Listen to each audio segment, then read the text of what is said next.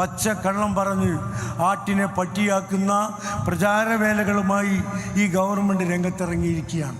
കേരളത്തിൽ നമുക്കറിയാം മുനമ്പം വിഷയമുണ്ട്. ആ മുനമ്പത്തെ ആളുകൾക്ക് ഭൂമി കിട്ടാനുള്ള നിയമമാണ് ലോകസഭ പാസ്സാക്കിയത് എന്ന് അത് പാസ്സാക്കുന്നത് വരെ BJPയുടെ നേതാക്കന്മാർ, കേന്ദ്രമന്ത്രിമാർ, പ്രധാനമന്ത്രി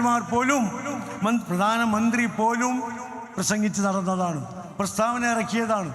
എല്ലാം കഴിഞ്ഞ് നിയമം പാസ്സായി കഴിഞ്ഞ ശേഷം ഇന്നലെ മുനമ്പത്ത് വന്നിട്ട് കേന്ദ്രമന്ത്രി റിജു പറഞ്ഞത് ഇനിയും സുപ്രീം കോടതി വിധി വരെ കാത്തിരിക്കേണ്ടി വരും. ഞങ്ങളും പറഞ്ഞു അത് തന്നെയാണ്. ഈ നിയമവും ഈ നിയമനിർമ്മാണം ഈ നിയമ ഭേദഗതി മുനമ്പം വിഷയവുമായി യാതൊരു ബന്ധവുമില്ല. ഇത് രാജ്യത്തിലെ വഖഫ് സ്വത്തുക്കൾ ഗവൺമെന്റിന് കൈക്കലാക്കാനുള്ള നീക്കമാണ്. വഖഫ് ഭൂമികൾ സർക്കാരിന് ഏറ്റെടുക്കാനുള്ള അവകാശം നൽകുന്ന ഭേദഗതിയാണ് പാസ്സാക്കിയത്. വഖഫ് ബോർഡിൽ വെറും 4 അംഗങ്ങൾ മാത്രമേ മുസ്ലിങ്ങളുടേതായി വേണ്ടതുള്ളൂ പുതിയ ഭേദഗതി അനുസരിച്ച്. ബാക്കിയുള്ള അംഗങ്ങളെ മുഴുവൻ മുസ്ലിങ്ങളല്ലാത്തവരെ നിയമിക്കാനുള്ള അവകാശം, അധികാരം ഈ നിയമ ഭേദഗതിയിലൂടെ നൽകുകയാണ്.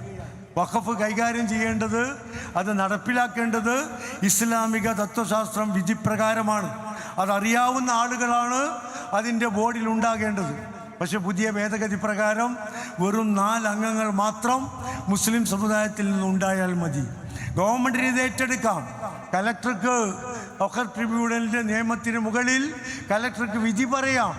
ഒരു ഭൂമി വഖഫാണോ അല്ലയോ എന്ന് വിധി പ്രസ്താവിക്കേണ്ടത് കലക്ടറാണ്, ഗവൺമെൻറ് സംവിധാനമാണ് എന്നുകൂടി ഭേദഗതിയിലൂടെ വരുന്നു. ഭരിക്കുന്ന ഗവൺമെൻറ്റിന് വഖഫ് ഭൂമികൾ അട്ടിമറിക്കാനുള്ള എല്ലാ സൗകര്യവുമാണ് ഈ ഭേദഗതിയിലൂടെ വരുത്തിയിരിക്കുന്നത്. ഭരിക്കുന്ന ഗവൺമെൻറ്റിൻ്റെ ഇംഗിതത്തിനനുസരിച്ച് പരിശുദ്ധമായ, പവിത്രമായ, പരിപാവനമായ ലക്ഷ്യത്തിന് വേണ്ടി ഒഴിഞ്ഞു വെച്ച സ്വത്തുക്കൾ നശിപ്പിക്കാൻ, അതിൻ്റെ ഉദ്ദേശ ലക്ഷ്യങ്ങളിൽ നിന്ന് പിറകോട്ട് പോകാൻ അവസരം നൽകുന്ന ഒരു ഭേദഗതിയാണ് ഈ പാർലമെൻറ്റ് പാസ്സാക്കിയത്. പാർലമെൻറ്റിൽ 5 കൊല്ലത്തെ കാലാവധിക്ക് തിരഞ്ഞെടുക്കുന്ന പാർലമെൻറ്റാണ്. താൽക്കാലികമായി ഭൂരിപക്ഷം കിട്ടിയേക്കും.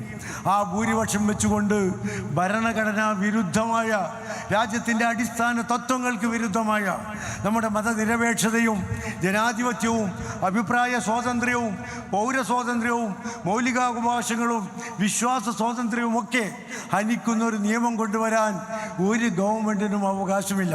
അതുകൊണ്ടാണ് പാർലമെൻറ്റിനകത്ത് ഈ നിയമം ചർച്ചയ്ക്ക് വന്നപ്പോൾ വളരെ ശക്തമായി ഇന്ത്യ മുന്നണിയുടെ മറ്റു മെമ്പർമാരോടൊപ്പം അതിശക്തമായി മുസ്ലിം ലീഗിൻ്റെ പ്രതിനിധികൾ ശക്തമായി വാദിച്ചത്, പ്രതികരിച്ചത്.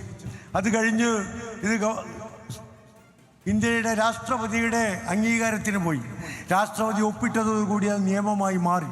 ആ നിയമത്തെ ചോദ്യം ചെയ്യേണ്ടത് ഇനി കോടതിയിലാണ്. ഇന്ത്യയുടെ പരമോന്നത നീതിപീഠമായ സുപ്രീം കോടതിയിൽ ഈ നിയമത്തെ ചോദ്യം ചെയ്തുകൊണ്ട് ആദ്യമായി ചെന്നത് മറ്റ് നിയമങ്ങളിൽ എന്ന പോലെ തന്നെ ഇന്ത്യൻ യൂണിയൻ മുസ്ലിം ലീഗാണ് എന്ന് അഭിമാനപൂർവ്വം നമുക്ക് പറയാൻ കഴിയും. ആ മുസ്ലിം ലീഗിൻ്റെ ഹർജി ഇന്ന് സുപ്രീം കോടതി പരിഗണിച്ചിരിക്കുകയാണ്.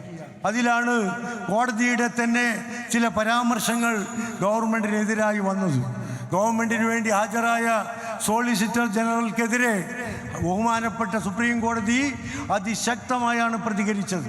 അദ്ദേഹത്തോട് പല കാര്യങ്ങളിലും വ്യക്തത വരുത്താൻ ബഹുമാനപ്പെട്ട സുപ്രീം കോടതി ഇന്ന് ആവശ്യപ്പെട്ടിട്ടുണ്ട്.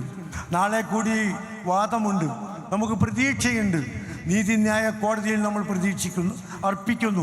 രാജ്യത്തിലെ ഭരണഘടനാ വിരുദ്ധമായ ഒരു നിയമനിർമ്മാണത്തിന് പരമോന്നത കോടതി ചൂട്ടുപിടിക്കില്ല എന്ന വിശ്വാസമാണ് നമുക്ക് പ്രതീക്ഷ നൽകുന്നത്.